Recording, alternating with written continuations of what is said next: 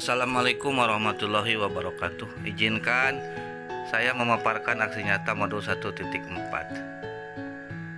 Baiklah, dalam kesempatan ini saya dibersamai oleh fasilitator Bapak Irman Fitri Rahman SPD, pengajar praktik Bapak Fuad Hashim SPD, dan saya sendiri sebagai CGP Angkatan ke-6 Asep Mumu Muhammad SPDI.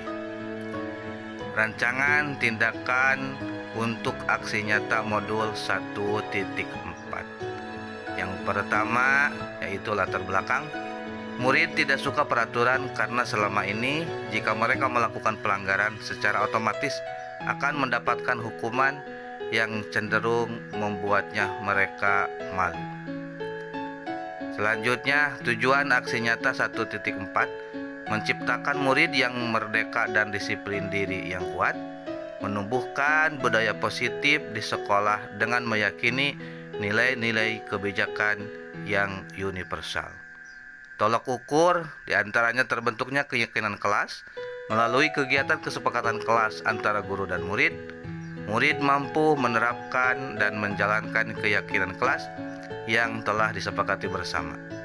Lini masa tindakan atau langkah-langkah tindakan yang akan dilakukan diantaranya mengundang rekan guru untuk melakukan diseminasi secara virtual tentang pemahaman materi budaya positif atau keyakinan kelas dan segitiga restitusi, berkolaborasi dengan rekan guru untuk membuat keyakinan kelas di kelasnya masing-masing. Selanjutnya memantau, merefleksi, dan mengevaluasi keyakinan kelas yang telah disepakati. Dukungan yang dibutuhkan diantaranya dukungan dari kepala sekolah, rekan guru, serta murid agar tindakan yang telah disusun dapat dilakukan secara lancar dan menyeluruh. Kemudian sarana dan prasarana untuk menumbuhkan budaya positif di sekolah. Dan yang terakhir, orang tua dalam melakukan budaya positif di rumah. Berikut ini merupakan kegiatan diseminasi kepada rekan guru secara virtual mengenai pemahaman dan pengalaman budaya positif. Terima kasih. Bismillahirrahmanirrahim. Assalamualaikum warahmatullahi wabarakatuh. Alhamdulillahirrabbilalamin. Alhamdulillahillazi hadzana li hadza wa ma kunna linahtadiya laula an hadanallah. Asyhadu an la ilaha illallah wahdahu la syarikalah wa asyhadu anna Muhammadan abduhu wa rasuluh. Allahumma sholli ala Sayyidina Muhammad wa ala ali Sayyidina Muhammad. Puji serta syukur kita panjatkan ke Allah Subhanahu wa taala. Salawat serta salam semoga terlimpah curahkan kepada baginda kita Nabi Muhammad Sallallahu Alaihi Wasallam. Tak lupa pula kepada para keluarga, para sahabat, serta kita sekalian sebagai umatnya.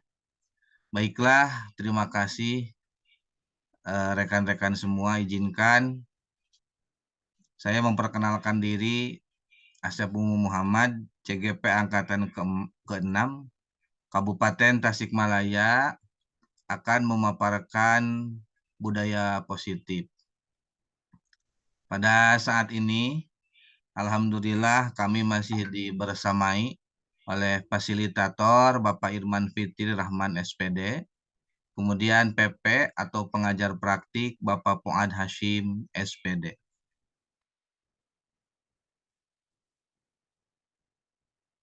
Lanjut.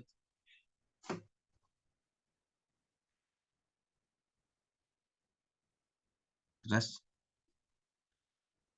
Baiklah, dalam kesempatan ini ada beberapa kesepakatan yang kita sepakati, diantaranya serius tapi santai, boleh bertanya dan boleh juga berpendapat, kemudian berpartisipasi dengan gembira, serta bersedia direkam untuk dipublikasikan. Budaya positif adalah perwujudan dari nilai-nilai atau keyakinan universal yang diterapkan di sekolah. Nilai universal yang dimaksud adalah profil pelajar Pancasila. Kemudian ada upaya-upaya untuk mewujudkan budaya positif, diantaranya melakukan disiplin positif, menumbuhkan motivasi intrinsik, membuat keyakinan kelas, melakukan posisi kontrol sebagai manajer, dan yang terakhir adalah melakukan restitusi. Hari ini ada beberapa pergeseran ataupun mindset yang kita harus rubah, yaitu pergeseran cara pandang tentang disiplin. Kalau dulu hukuman itu bersifat menghukum, apalagi dulu kan bersifat fisik menghukum itu. Kalau sekarang yang dikatakan disiplin itu adalah belajar dari kesalahan. Setiap orang yang melakukan kesalahan pasti mempunyai tujuan. Dulu mungkin kita pernah mengalami kita telat datang ke sekolah, tetapi kita diberi hukuman harus mengelilingi lapang. Kita harus lari mengelilingi lapang. Padahal hukuman tersebut tidak ada korelasinya. Jika memang pada saat itu kita telat untuk mengikuti pelajaran olahraga, kemudian kita dihukum mengelilingi lapang, nah mungkin itu bisa dikatakan ada hubungannya. Jadi untuk sekarang cara pandang kita, mindset kita harus dirubah. Disiplin itu adalah belajar dari kesalahan. Kemudian yang kita bangun adalah motivasi intrinsik. Motivasi intrinsik adalah kesadaran dari dalam diri, yaitu menghargai diri sendiri dengan nilai-nilai yang mereka percaya. Kemudian bijak memberikan penghargaan. Jadi rekan-rekan semua, yang kita bangun hari ini adalah bagaimana caranya agar peserta didik, agar murid motivasinya itu timbul dalam diri, tidak ada paksaan. Karena sebagaimana Ki Hajar Dewantara beberapa puluh tahun yang lalu mengatakan, kita sebagai guru itu adalah sebagai pembimbing, sebagai fasilitator yang harus menghamba kepada siswa, yang harus memberikan kemerdekaan. Kemerdekaan di sini artinya bukan berarti terlepas dari jajahan, tapi kemerdekaan di sini yang dimaksud adalah bahwa dirinya bisa mengatur dirinya sendiri. Itu yang dinamakan merdeka. Upaya-upaya diantaranya melakukan keyakinan kelas. Keyakinan kelas ini adalah awal mula dari kesepakatan kelas. Dulu kita tahu ada tata tertib. Sekarang namanya yang populer itu adalah keyakinan kelas. Sebelum keyakinan kelas, dulu ada kesepakatan kelas. Mungkin kesepakatan hanya disepakati kalau keyakinan lebih diyakini, lebih untuk dilaksanakan oleh setiap anggota. Kemudian di dalam keyakinan tersebut tidak harus banyak, karena kalau terlalu banyak siswa akan lupa untuk melaksanakannya. Sedikit tapi dilaksanakan. Di antaranya setiap anggota kelas harus menghormati teman-temannya, contoh itu. Kemudian harus menjaga barang-barang yang ada di sekolah, merasa bertanggung jawab. Kemudian menjaga kebersihan. Itu contoh dari keyakinan kelas. Jadi keyakinan kelas itu adalah upaya menanamkan disiplin agar merasa siswa tersebut bertanggung jawab dan keluar dari dirinya sendiri.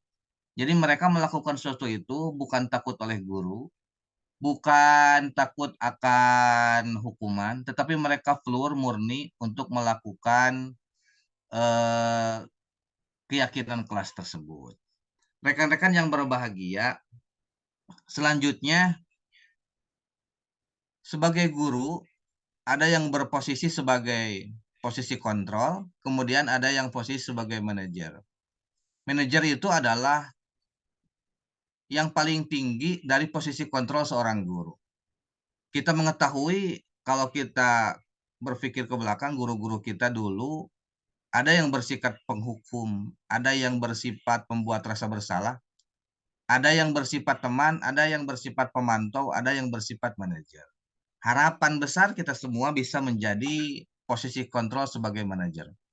Penghukum, hukum itu adalah guru yang segala sesuatu dikaitkan dengan hukuman.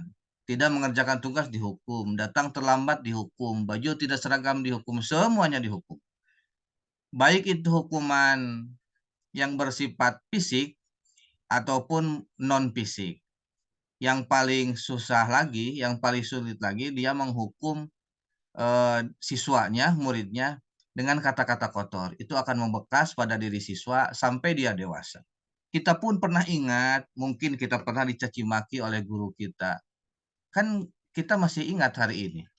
Itu bukti nyata bahwa seorang guru itu diingat oleh siswanya sampai kapanpun. Ada lagi yang guru itu posisinya pembuat rasa bersalah. Jadi si guru tersebut memberikan posisi kepada siswanya untuk merasa bersalah atas apa yang dilakukan oleh mereka. Kemudian guru juga ada yang berposisi sebagai teman.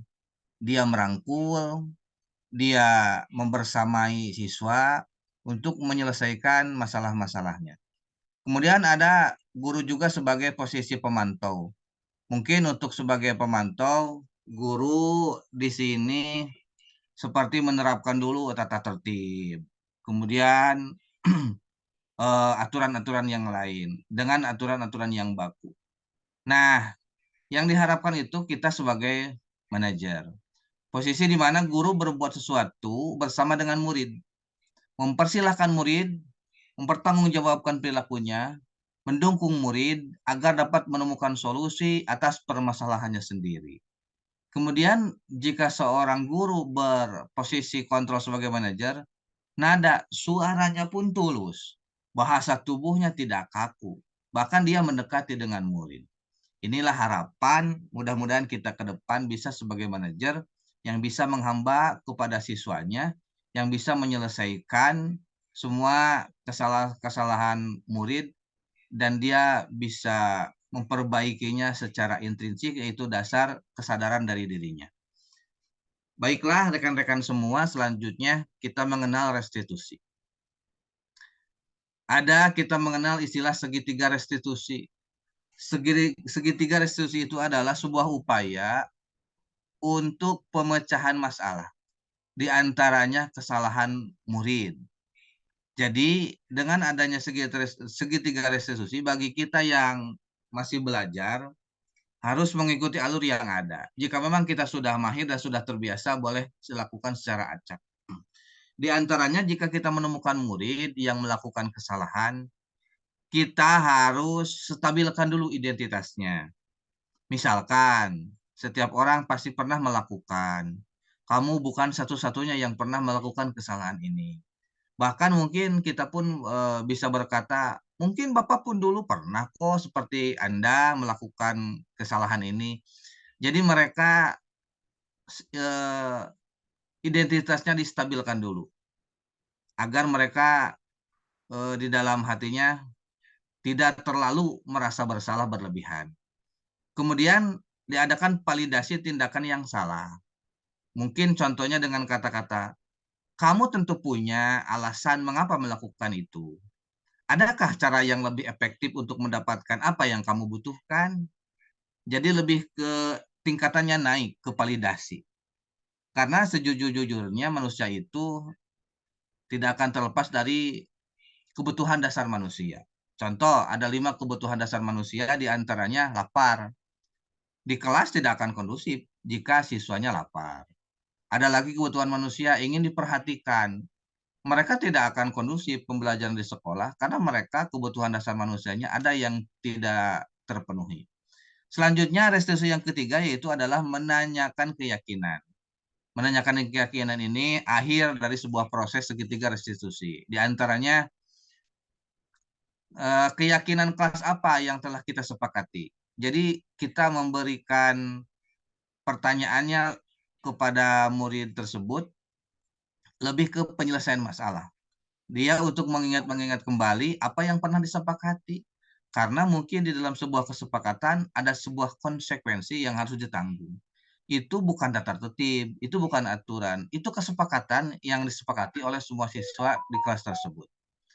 Atau kamu ingin menjadi orang yang seperti apa? Nah, ini dia akan bercerita tentang sebuah cita-citanya ataupun keinginan-keinginan positif yang lain. Dengan demikian, maka ketika diadakan restitusi segitiga restitusi ini, siswa diharapkan mampu disiplin dalam dirinya yang keluar dari hatinya secara ikhlas untuk memperbaiki kesalahan-kesalahan ke depan. rekan-rekan yang berbahagia, mungkin hari ini kita harus berusaha memerdekakan kepada semua murid-murid kita yang ada di kelas. Biarkan mereka menemukan ide dan gagasannya. Kita sebagai fasilitator harus membimbing, kita sebagai fasilitator harus menghamba kepada siswa. Kita pun harus bisa memenuhi semua kebutuhan murid yang beragam tersebut, baik dalam media pembelajarannya, kemudian di dalam proses pembelajarannya, di antaranya dengan kita membuat RPP berdiferensiasi. Hadirin yang berbahagia, mungkin itulah sedikit pemaparan dari budaya positif, dan mudah-mudahan ini menjadi sebuah pemahaman baru, menjadi mindset baru untuk peningkatan pendidikan mencapai tujuan pembelajaran ke depan yang lebih maksimal. Mudah-mudahan murid kita ke depan stabil antara iman dan takwa, kemudian stabil pula dalam ilmu pendidikan dan teknologi. Baik, rekan-rekan semua, jika ada yang berpendapat lain ataupun ingin bertanya, dipersilahkan. Assalamualaikum warahmatullahi wabarakatuh. Waalaikumsalam warahmatullahi wabarakatuh. Mohon maaf Pak sebelumnya mengenai tadi tata Keyakinan tertib kelas. ya yang ingin saya tanyakan, apa perbedaannya antara tata tertib dan keyakinan kelas? Baik, terima kasih Ibu Ika. Tata tertib itu yang kita dulu sewaktu di sekolah itu plot dibuat oleh guru. Siswa tidak dilibatkan dalam pembuatan tata tertib tersebut. Tapi kesepakatan kelas itu adalah yang disepakati bersama oleh semua murid dan dibimbing oleh gurunya. Bahkan sekarang namanya lagi bukan kesepakatan kelas. Sekarang namanya keyakinan kelas, ditingkatkan lagi. Jadi lebih diyakinkan, lebih siswa itu merasa bahwa ini loh tugas kami yang kami sepakati bersama.